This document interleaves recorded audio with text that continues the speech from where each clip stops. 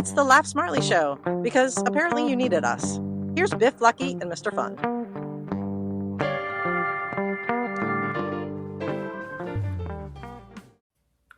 Hello, everybody. Welcome to Laugh Smartly. I'm your host, Biff. I'm looking at Lucky and also looking at Mr. Fun. Here we are. What's up, boys? Another Saturday. Great to see you guys, as always. Here we are, last week officially of July. It's hard to believe. Summer is flying by. I mean, we don't have school-age kids anymore, but my goodness, people got to start worrying about getting their kids back to school. My goodness. My goodness. You know, that's when I swear. I've gone crazy, Mr. Fun, when I say my goodness. That's what I do. So, anyways, as I said, good to see you guys. I see Scotty's vodka being adorned by both of you, one on Lucky's head and the other on Mr. Fun's chest there. For those that are looking at us on YouTube, please see us on YouTube if you are not listening to us all the time, but please go there. Scotty's Vodka, friends of ours went to dinner in Falls Church, Virginia, Northern Virginia. The Falls restaurant has Scotty's Vodka on their menu. Oh, so that's good to pretty good. see that. So it's excellent that Scotty he's everywhere. You can't get away from the guy and his vodka at this point in time. And I have a strange feeling that we're on the tail end of our fishing weekend, but Scotty's Vodka will have been run rampant through Greater Ocean City in southern Delaware at this point in time. The other thing, which we're kind of on the countdown clock for the White Marlin Open, which is on August 7th, 8th, something in that time frame, 6th, 7th, 8th, and Tackle Up will have one of their boats there. The Smoker will be there competing in the White Marlin Open, world's largest bill fishing tournament. Yeah, it's a Super Bowl of fishing. I saw on the news that the Michael Jordan boat is in town already. Yep. You know Catch what I mean? 23. He's there. So that's awesome. Again, Tackle Up in Bethany Beach for performance fishing gear. Also go online to tackleupbb, as in Bethany Beach, .com. Again, put in the code LAUGH15 to get 15% off your orders.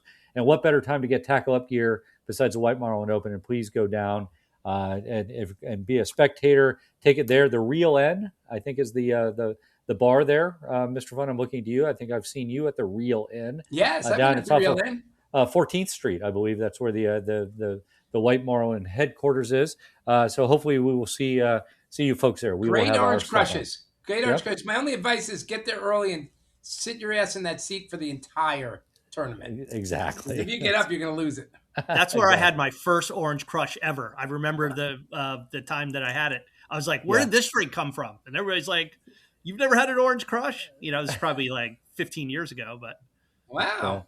Yeah. That's funny. Yeah. So, Mr. Fun, I've done a lot of talking. It's time for you to enlighten us with a joke of the week. Oh, Mrs. Fun asked me if I married her for her looks. And I said, not the ones you've been giving me lately. Ooh. That's good. That's very good. Very good. So we had an exciting last weekend. Mrs. Biff goes out for a walk, as she does virtually every morning in the neighborhood this time. Sometimes she goes down to the beach, but in the neighborhood. And about, 5-10 minutes into it, maybe 15 minutes into the walk, there's my daughter's in town from Alexandria. This is the daughter that purchased the Etsy witch. So I know we will probably come on to that. But she's in town, and there was a panicked text/phone call that Mrs. Biff has found a baby possum on the side of the road, and she went to move it, thinking it was dead. It was not dead. She had moved it to the side of the road, and the call was to bring a box to get the possum. And the possum. How big was it? I'd say it was probably 6 or 8 inches long, maybe. Okay. Put it in a box. I saw the possum. It was moving. My suspicion is that a bird of prey at one point had the possum and dropped it. That is just my guess. But it was alive. So Mrs. Biff called an animal rescue, ended up in a place in Laurel, Delaware. Some lady who takes care of animals, as far as we know. She took it over there. And the latest we heard was that they nicknamed the possum Scrappy for being alive and fighting, which makes us laugh because those of us on the call or talking to you now all have a friend named Scrappy. Yes. So Did the possum smell? it was only not that I'm aware of. Yeah, because I saw a possum. I caught a possum in a trap. It's a long story, but it really smelled. Oh, It really smelled. I know that if a possum goes to church, he has to sit in his own pew. So does a skunk, right? So does a skunk. So does a skunk. Yes. Which we have a skunk around our house. We got all sorts of wildlife here. Wow. I'm surprised you didn't use the joke the possum was playing possum. Yes. It's right. But it was moving. He wasn't old enough yet to learn how to play possum. And so we're clear, it's opossum, right? We all grew up calling them possums, but it has an O technically in its name. So it's and we find out the good thing that possums are, they're rabid beasts, but they eat ticks. That's one of the things that they eat. So they are good for the circle of life, as it were. It's like when you have a possum is like when you have sex with Mrs. Biff. No O. No O. What? Oh, jeez. What is wrong with you? Come on. Goodness gracious. I'm trying to spell possum with I don't know. I'm going PSSU. What are you doing? Okay, I get it. He doesn't know where the O is. Yeah. Oh, look at you. That's good. Sorry. Good. That's opening. Right. What are the things what feedback we get from last week, Luck? Okay, so got a lot of questions on what else does the Biff family use witches for to get in their day-to-day life. They seem now that the Biff family is into witches and witchcraft. Would you say, Biff? I'm not sure I'd say it's witchcraft, but what else do you say? I guess it sort of is. If somebody is your hopefully somebody puts a positive curse on something, I guess it's sort of witchcraft, right? Okay. Or voodoo. It's sort of voodoo stuff. So what would I spend $30 on? Maybe I would. I've been known to wear white pants. If I would do it so I wouldn't spill anything on my white pants, if I could guarantee I didn't spill anything on my white pants, would I spend $30? Okay, that's good. Why don't you just stop wearing white pants? Because it's the time of year. Everybody likes the white pants. It is. Everybody likes to wear white pants. Mrs. Biff and I will say this. For our anniversary dinner, which was a couple weeks ago, going to a nice restaurant, I put on my white pants. I have a nice, a shirt on. I walk into the bedroom, and she's also wearing white pants. And I'm like, so you clash with your wife's outfit. Yes. All right. So I go, one of us is going to. She goes, it'll be fine. We walked into the restaurant, which was Our Harvest in Fenwick Island. And I think people are just staring at me as two of us walk in with white pants. Why is that guy dressing like his wife versus why is the wife dressing like the husband? They must have been like, are they serving ice cream? Is there free ice cream here? That's right. Anyway, so Biff, if we ever have any more questions on witches and witchcraft, exactly. I'm sure you can take him contact at laughsmartly.com. We'll get him to Biff on that. Yeah. Johnny Knuckles, the cat that didn't even have a chance to be a foster, has been permanently installed in the Lucky house. Is now a permanent fixture. So big shout out to the Humane Rescue Alliance for making the love connection with us. We really love little Johnny Knuckles, little black and white. He looks like he's mostly black, but he's got it looks like he's wearing a tuxedo. Yeah. He's a really good little guy. So he's our. I did put the Humane Rescue Alliance in the notes in the show notes. So I'll keep it out there. Why not? Throw them a bone, as it were. So that again, burying the lead. You've kept the cat. It's now your cat. Yes. Okay. Yes. If I had to guess whether that was going to happen after that last week's show, I would have bet the house on it. I knew you were going to keep that thing. Yeah. That's the way it always is. I mean, we've fostered probably close to 75 animals, and we usually love him, but we're also we're happy to see him go. But he's a good little guy, so that we're permanent pet owners again. So nice. Yep. Another thing I'm reading. Oh wait, I'm sorry. What did you name it? He's still Johnny Knuckles. You're going to keep it Johnny Knuckles. Yeah. Okay. Oh yeah. Is he a communist? Because he likes Mao. Mao. He likes meow. Yeah. Meow. And I'll talk a little bit about this a little bit later, but I'm reading the Dave Portnoy book. Big deal out in the domain. Cancel Me If You Can. A lot of people are reading his sort of autobiography or whatever, how he started Barstool Sports. Really good read so far. I'm about halfway through it. So it leapt immediately to #1. Yeah. On the New York Times bestseller. I did see on Amazon, because I was hunting around for some music, and it serves up audiobooks. If you're a Prime member, you get the book for free. Oh, really? You have that on audiobook. Oh, that's pretty good. Yeah. My son got me an autograph version of it. So I have a personal Dave Portnoy autograph version. But anyway, so happy about that. So some interesting national days this weekend. Saturday, World Drowning Prevention Day. Okay. So why is there only one day? Shouldn't that be every day, and it should be a given? And we're not celebrating that on one day. I don't know. You would think that. So, this is a good summertime check-in for the three of us, because we've been to the beach.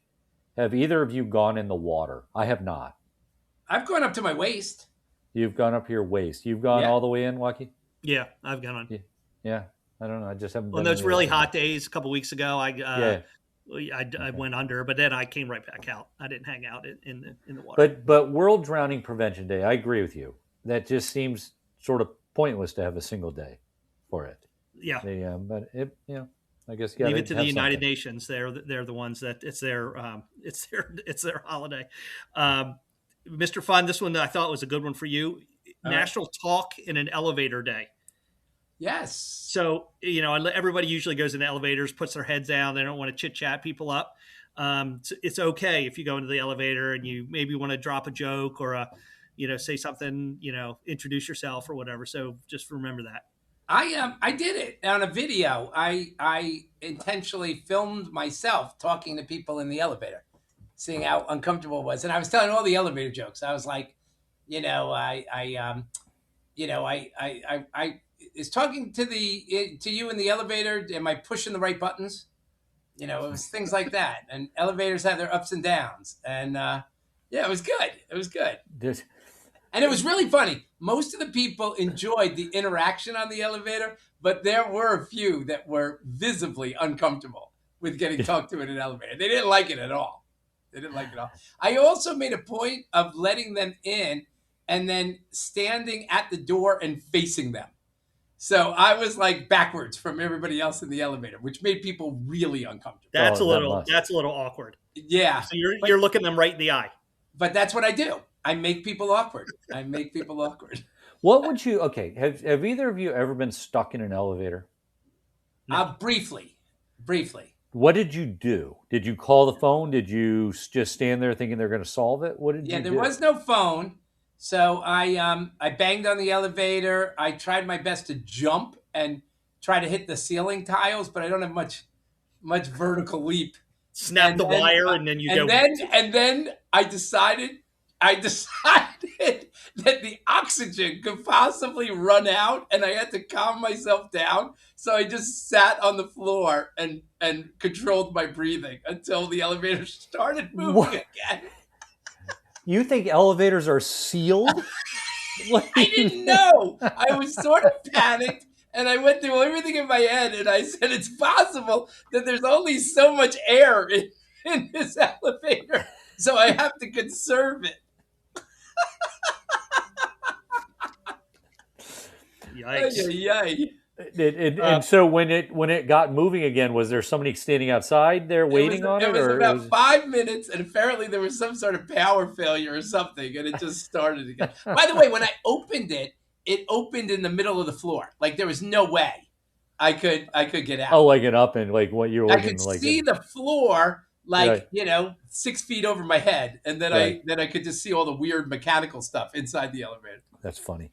When I was a kid, we at the mall there was an elevator, and it was a pretty old elevator, and I think it went up like 3 levels, and it was like almost like a freight elevator, but a little bit nicer. Anyway, if you go into it, you could open up the doors and stop the elevator wherever you wanted, like between the floors, that kind of thing. And we would do it to mess around with it, not knowing that maybe one day like we'll cause the cable to snap and we'll tumble to our desks, inside the box. Are you the type, because I have been known to do it, to jump up and down an elevator to frighten your family?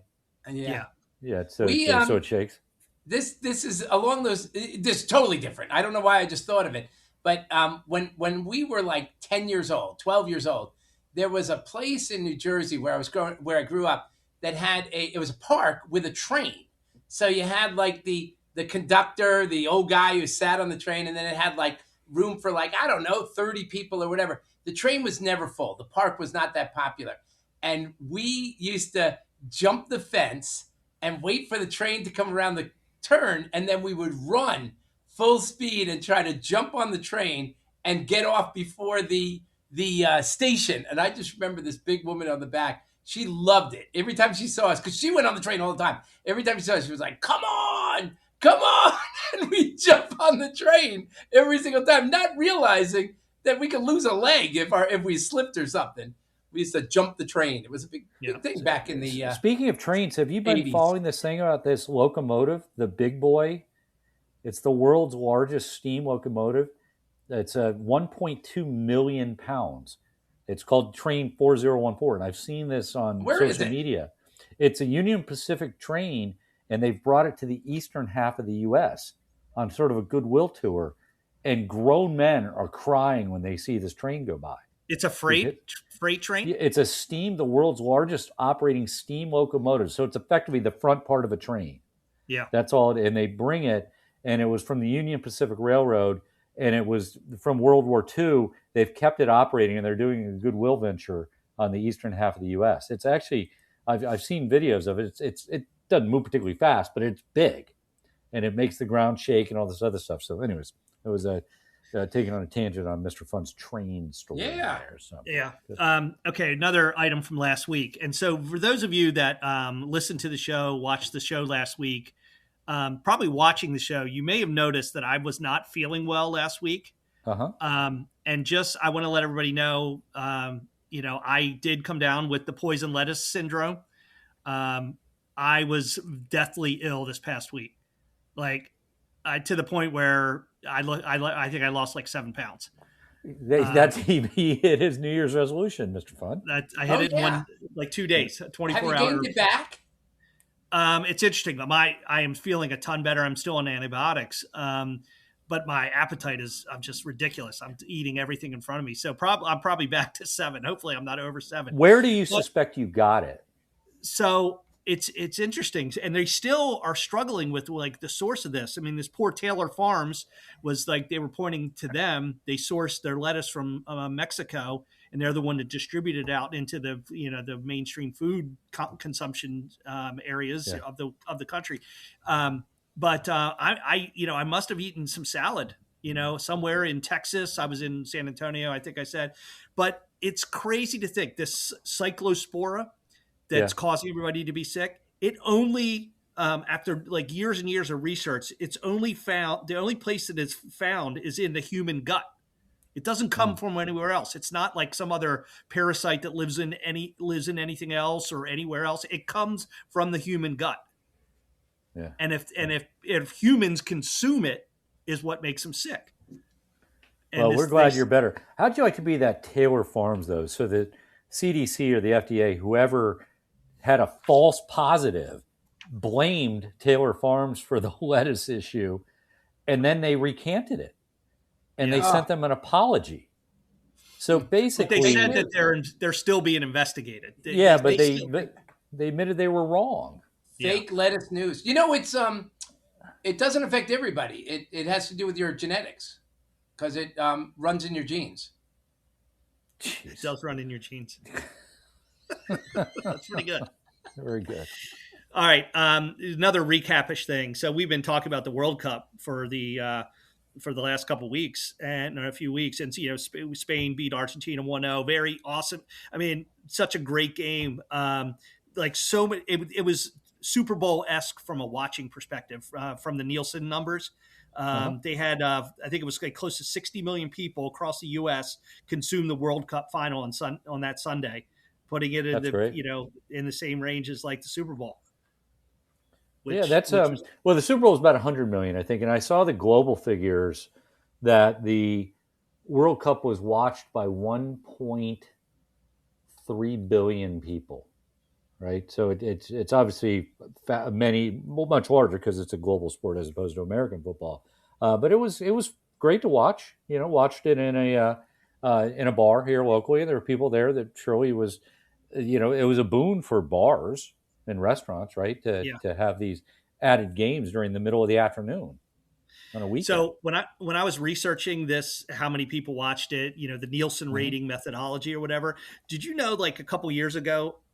They revamped their methodology, and now they're able to capture, the masses of people that watch in bars or those jam-packed like outdoor festivals or whatever. They know how to count those people better. How? They have a methodology. Okay. That versus just the one person, one TV, or one family, one TV methodology. I'm not sure entirely how they've done it. Maybe they have bars and restaurants and like that in their Nielsen ratings, and they use the numbers of people that are watching and counting. I don't know if they somehow count. Yeah. Anyway, I am not the smartest guy, as you guys know, but I just want to know, if you yell methodology at me 3 times, I'll believe anything you say. They have a new methodology. Okay, whatever you say. Here's a question. So the Women's World Cup is coming next year in Brazil. Uh-huh. What's the watching going to be like for that? Do you think they'll get a lot of people watching? Let's just look at the U.S. It won't be 10%, maybe 20%. No, I just don't. It just doesn't have. This is the argument about, well, the women have won, to their credit, the U.S. women's team has won 3 or 4 World Cups, maybe in a row, whatever, is going back all the way to '94, so maybe even more than that. But it just doesn't get the eyeballs. It doesn't. And I think that it's, you can make of it what you will, but it's not going to be that high. Not an uptick? Do you think they'll get an uptick? Like, are we making it's next year or the year? Yeah, I don't think it's next year. Yeah. Yeah, I maybe it will. I just don't see it. I don't believe that to be the case. It won't be. Maybe it will be some destination viewing for some people, but it won't be for most, especially, Yeah. Hey, Biff, because you're our resident soccer expert, did the best team in the world win the World Cup? Oh, I think so. I think Spain by far played the best in the final game. They only gave up 1 goal the entire World Cup. That's never happened. Wow. And if you ever saw, until the very end of the Argentina game, if you looked at the shooting stats, Argentina hadn't shot on goal for the first 88 minutes of the game. They suppressed them. I mean, they were by far the best team. They may not have had the single best player. You could argue whether it was Messi, Mbappe, whatever, or Holland or something like that. But they were surely the best team, I would say. Did you see that Spain defender Marc Cucurella? He made a pre-World Cup bet with his coach, and if they won, he would get a tattoo of the manager's face somewhere on his body. So he's going to have a tattoo of his manager's face somewhere. That's funny. Which is crazy. So one other sports thing from my standpoint, which was Sunday of the World Cup, was a great sports day. It was, obviously you had the World Cup in the U.S., but preceding that was it's the Open Championship. We call it the British Open in the U.S., but that starts early, right? Because of the time change, the 5-hour time change. And it was won by a golfer named Ryan Fox, who was a New Zealand golfer. 39 years old, first major tournament, former rugby and cricket player. He built like a rugby player. He also holds he's the PGA strongman for bench press at just under 300 pounds. The guy's a strong guy. But I think that the thing that was interesting to me was that it ends the majors season, which the four majors in golf are the Masters, the PGA, U.S. Open, British Open. 3 of the 4 were won by non-Americans this year, which I found to be interesting.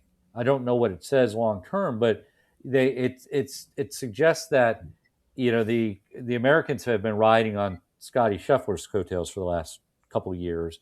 He is world number one, as they say ad nauseum on TV, but he's not winning, right? A couple of Americans were close, Sam Burns and Cam Young on the British Open, but there was only one American that won one of the 4 major tournaments. So that's one point. The other point is that if you look at Ryan Fox, and then the guy who won the PGA was a guy named Aaron Rai, a Brit, they have quirky swings. They're not these kind of cookie cutter, really technical, almost in a sense what American swings have become for the professionals. So that these guys have kind of made their own way, which was kind of cool. But you just wonder, again, I don't want to read too much into it, but there's something to be said about it. And then the final thing I say in golf is that the death of the LIV Tour is almost complete now, because the PGA Tour is now going to coordinate with the Japan Tour and the DP World Tour. So they're all in cahoots, if you will. So it'll be a much stronger tournament field as they move forward. So that's why I never got into the LIV Tour, because I knew it was going to be short-lived. Yeah. And I said RIP, which is also just sort of a funny thing. But that's funny. Do you remember, Mr. Fun, why it's called LIV? I don't even know if I ever knew, so therefore I don't remember. It's a Roman numerals for 54, because they played 54 holes. That's where LIV. I didn't even know that. Yeah. Okay, good one. That's what it was. Golf and golf and sex are a lot alike to me, because I don't do either very often. Okay. Poor Mrs. Fun. Here's one other sports story. I saw this past week. Okay, so thrifting is like a big thing with kids these days. Teenagers, college-age kids, they love to go thrift, and some of them actually create little side hustles, businesses off of it. They so we're speaking the same language, Lucky. That means like going to Goodwill. Going to Goodwill, to Goodwill, sifting through, finding very nice brands that for a low price, and then like reselling them on like Poshmark and those other resale sites. Anyway, that's a lot of kids do that. Anyway, there was this story. This kid, Quinn Brown, 19 years old. He lives in Hillsboro, Oregon. He's in the Goodwill bins sifting through stuff, and he runs across a Wilt Chamberlain warm-up jacket from the 1972 NBA Finals. At the time, he didn't know it was an authentic 1972 NBA Finals artifact, but he thought it was really cool, and it had a $3 price tag on it. Okay, and he ended up started doing some research on this garment, found out how to get it authenticated. Sotheby's authenticated it, and it just sold last week for $90,000. Has to be the best thrift find of all time. Yeah, I mean, for jerseys for sure. Yeah, I imagine that's pretty good. Yeah. So anyway. Matt Damon loves to do thrift shopping. It's he calls it Goodwill hunting. Goodwill hunting. Because he was in that movie. Yeah. What do you think we each in our families, I'm sure, we give things away, right? We give them to Goodwill or Salvation Army or wherever.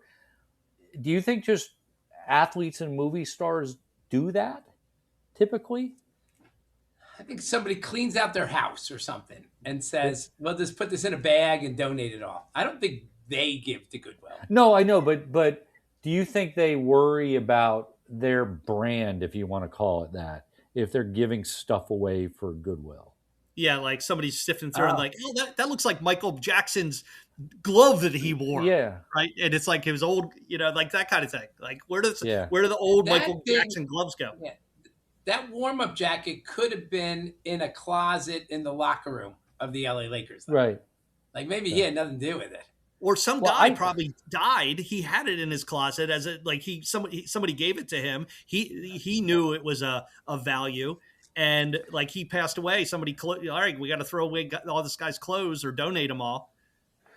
So I shared this story on the podcast, but it bears repeating now because it's topical.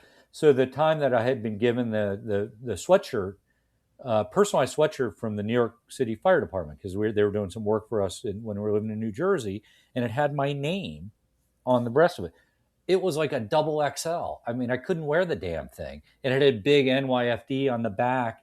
And so I give it away to Goodwill. And when we're living in North Jersey, I go to a restaurant and I look over and there's a guy wearing my sweatshirt. No way. So I didn't know this. Yeah, he has the sweatshirt on with my name on the breast. I had never had that happen before. Did you go up to him and say something? I knew the guy. He was a guy I had seen in town, and I wasn't going to go up to him and say, "Hey, you bought my sweatshirt at Goodwill." Okay, wait. I gave away. He had a different name than you. No, he had a different name, but he had my sweatshirt on because I saw my name. So weird that he would even thrift or whatever a sweatshirt with a different name. It was a very nice sweatshirt. It was like embroidered and all this other, but it was like take the name off. Could he have gotten the name off? No, because it was embroidered into the cloth. It wasn't like it was a patch. It was embroidered into the cloth. So it was, he didn't know who Marchand was. Nor now everybody on the radio does too. But I'll bleep that out.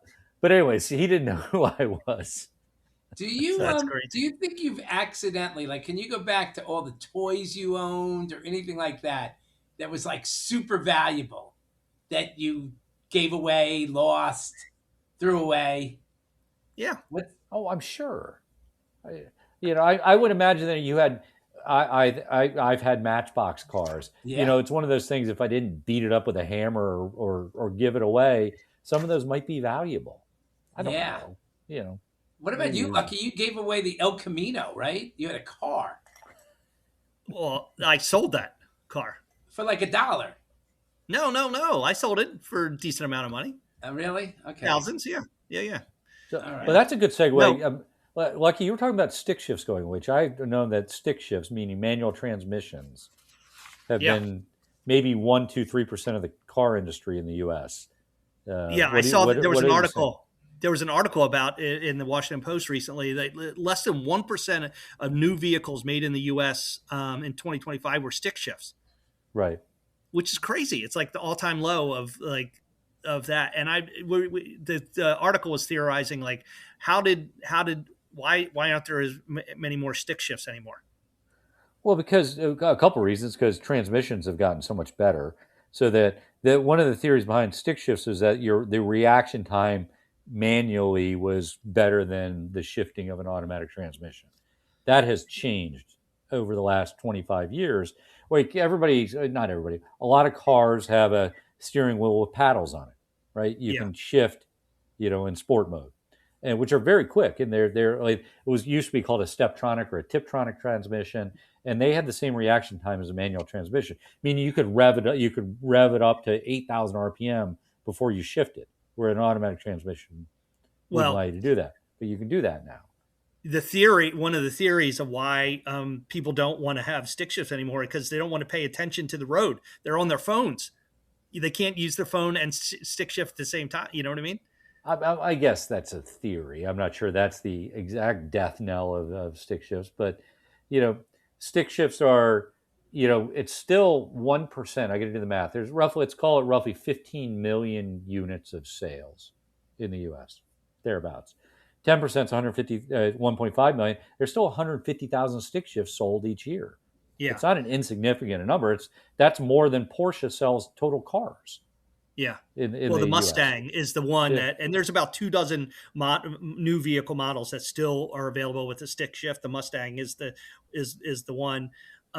But the other thing is no one is learning how to drive a car with a stick shift. Like, when I was taught to drive, even depending on it didn't matter what kind of car I was going to actually drive on a regular basis, but my parents taught me how to drive on a stick shift. Yeah. Because you never know. Right. Yeah. So I couldn't drive a car with a stick shift, but then I found the manual. You found the manual. Okay. Very good. That's pretty good.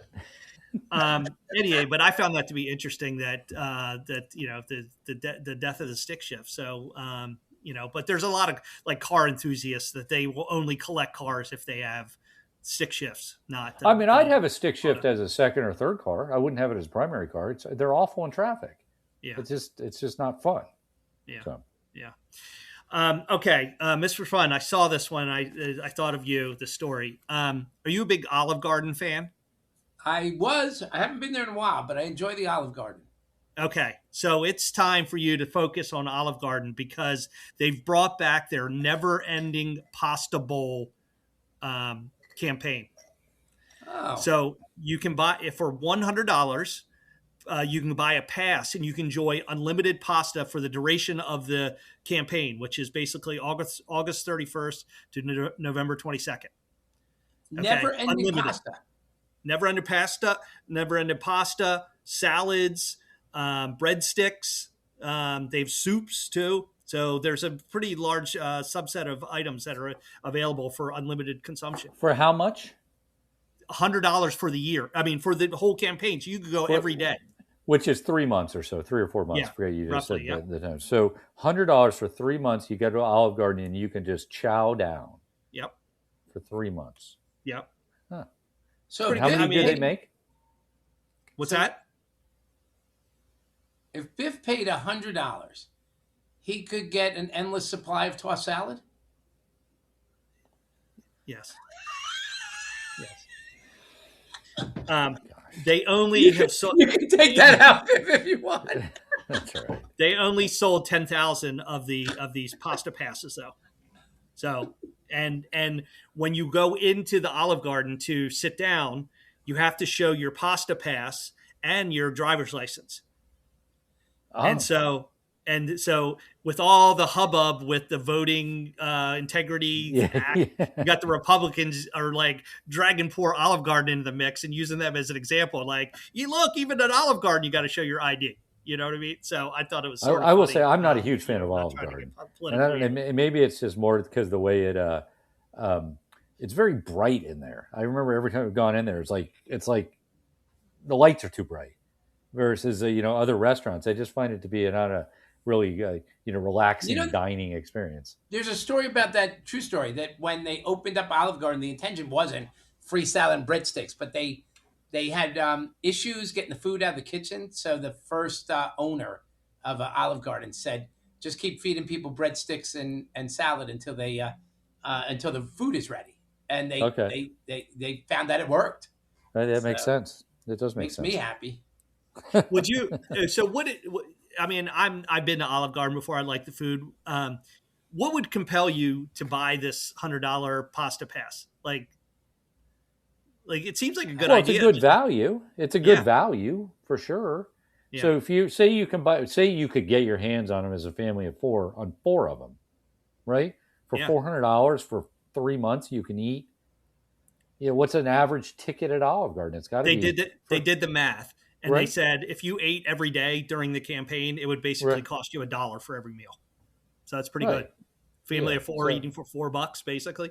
Yeah. Yeah. I mean it makes sense. Hard to pasta up. Okay. This is in our judicial section of our show. There's a Supreme Court case that's about to hit the scene. Okay. And I thought it was super interesting. So in April of 2012, there was and this took place in Alaska. There's a guy who has like one of those little Cessna, small engine, transport planes. It fits like 2 or 3 or 4 people or whatever in it. And so he was. Somebody had said, "Hey, I need a ride from Fairbanks to a town called Beaver." And it was, probably like a 20-minute flight or whatever. So they chartered him. So the person who was going to Beaver had their groceries, and they had a bag full of food. They had a 6-pack of beer in their groceries. So as before they're getting ready to take off, authorities stopped the plane and noticed that there was beer on there, and Beaver just happens to be a dry town. And so they, without any question, they grounded the plane, confiscated the plane, imprisoned, put the passenger and the pilot in jail. They went to jail for like 3 days. They got a fine, but the Supreme Court case is this statute in Alaska that allows them to confiscate the plane. They still have the plane 14 years later. And so this guy's been battling it through Alaska courts and other federal courts or whatever to get his plane back. And it's finally going to the Supreme Court for them to make this decision. It's a valuable lesson. I mean, you obviously can't get near Beaver without any beer. You need beer. Yeah. I was waiting for that. I was amazed that we didn't land on it, that Beaver is a dry place. Yeah. Yeah. Look at Biff getting in the mix. Well, that poor guy. I mean, he's probably he's a pilot, and still he can't get close to Beaver for 14 years. Yeah. I mean, that guy's got no rap. Well, maybe the Supreme Court will help him out, and he'll be flush with Beaver. And who knew, Mr. Fun, that we actually have a judicial section of the show? Yeah. This was sprung on us.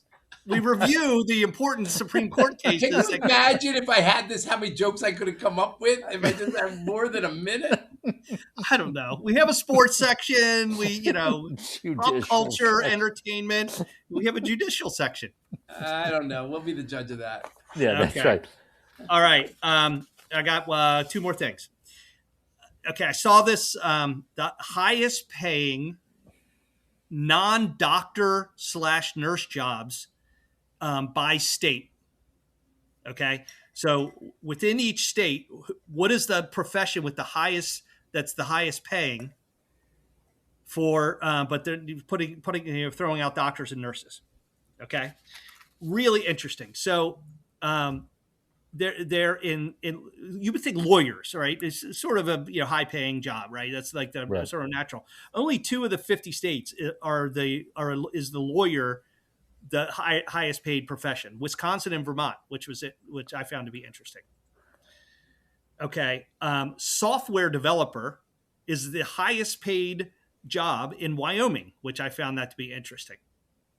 Mm-hmm. Okay, this one threw me. There are 1, 2, 3, 4, 5, 6, 7, 8 states where a pilot is the highest paid job. Doesn't that seem odd? I guess I don't know what the source of the data is. Pilots are obviously paid well. I will grant you that. And do they mean as a single profession, right? You've got a group of pilots, as opposed to a group of, people that are managers of stores versus engineers. Yeah. So in that single profession, it's they must be in places where there's a lot of airports too. Yeah. Florida, Georgia, Kentucky, Colorado, California, Hawaii, Arizona, and Minnesota is where pilots are. But the vast majority of the states, besides the ones that have pilots or lawyers or software developers, chief executives. That's the highest paying job, which that sort of makes sense.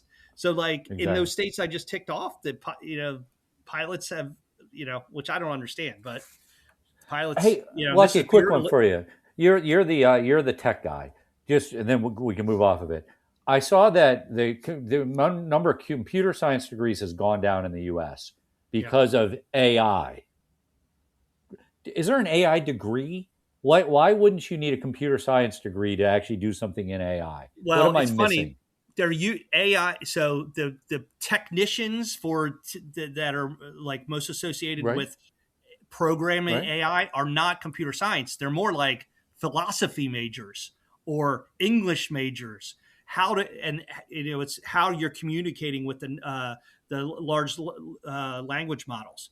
So you're not programming a model anymore. You're not building something. You're training something. And so words are what is being used to program these days. So, but somebody's still building the architecture, right? Meaning the platform. Claude is a platform, right? Which is, I forgot if that's OpenAI or Anthropic, but somebody actually had to design the platform. Right, either a language model, an engineer or a computer scientist. I understand your point about feeding it, but somebody had to do the base level work. That's obviously not that many people anymore. Well, there's a core set of computer technologists or technologists that are building those those language models. But you asked about the degrees, and I think the rank and file people, you have to be able to leverage the models, and words are what leverages those models. Like versus, I think, and that's why you see less people that need computer science degrees and things like philosophy majors and English majors and whatever major, like liberal arts majors are coming more into vogue now because they can communicate better. Is the theory. I wouldn't have thought that. So that's interesting. Thank you. Okay. All right. My take on that.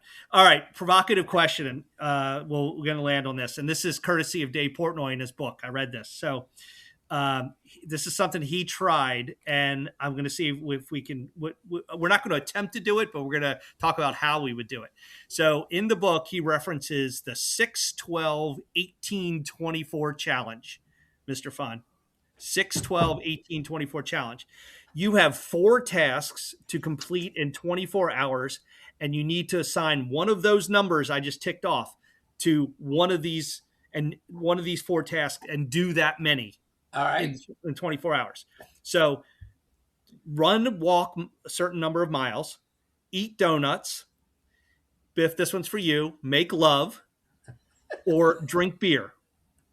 Okay. So for instance, how I'm going to accomplish this in 24 hours, I'm going to walk 12 miles, eat 24 donuts, make love 6 times, and drink 18 beers. I think I could do that all within 24 hours period of time. Okay. He attempted to do that. Dave Portnoy earlier in the book talks about how he attempted to do that. And anyway, so do you think you could do it? And would you move any of the numbers around? Biff, I'll take your opinion. So I'd say make love 6 times, correct. I think the donuts is 24. Okay. I think the beers are 12 and the running's 18. And okay, you'd flip those 2. Yep. What about you, Mr. Fun? I would walk 6 miles. Then I would eat 12 donuts. And then I'd get drunk by drinking 18 beers so that I could try to make love 24 times. What's an hour for a day? Yeah. That's what my goal would be. Yeah, that's right. All right, and Mr. Fun, be ready. He's coming for you. Yeah, how much Viagra would that take? So that's good. That's good. But so I'll say this: send your feedback to how people should tell us how they would do it. Yeah, contact at laughsmartly.com. Run, walk miles, eat donuts, make love, drink beer. 6, 12, 18, 24. What combo are you going to be able to do it in? Mr. Fun, that's the first person I said is going to try to do it 24 times in a day. So that's pretty good. That's exactly right. So good. Mr. Fun, do you have a joke to bring us home? Yeah, let's see. I know I do. Hold on. Hold on. I asked my wife. No, my wife asked me what I wanted for my birthday. I said I want something to go from 0 to 200 in less than 10 seconds. So she bought me a scale. Nice. That's not very good. So, again, Lucky, how do they get a hold of us? Contact at laughsmartly.com. Keep the questions, the ideas coming. Pete S., thanks for your good ideas. We appreciate your chiming in on expressions that we say to our kids. We got that queued up for next time. Let's do that as a homework for the audience. If anybody has any, Pete from the Bay Area, formerly of Connecticut, I think, and also in University of Maryland, has said that he had said the word Daisy Dukes to his kids, and they had no idea what he was talking about. So give us some thoughts on things that you've said to your kids that they have looked at you blankly at this point, and we will cover that in the next episode. Again, remember to find us not only on the radio on WGMD's 98.5, the Talk of Delmarva, but also on YouTube. Again, watch us on Laugh Smartly on YouTube. Like, subscribe, importantly, share. Similarly, we are on all the podcast platforms. So do that, and you can find us. If you're listening to us now, obviously you're doing that. If you're watching us, go to the podcast platforms, and vice versa for those that are listening to us. So with that, let's call it a week. Guys, great to see you. Everybody, we really do appreciate listening. Until we do it again next week, let me just say thank you and goodbye. Laugh Smartly is a production of Laugh Smartly Industries. Please subscribe, like, and share wherever you listen and watch us. And we'd love to hear from you, so email us at contact@laughsmartly.com. Thank you again for listening.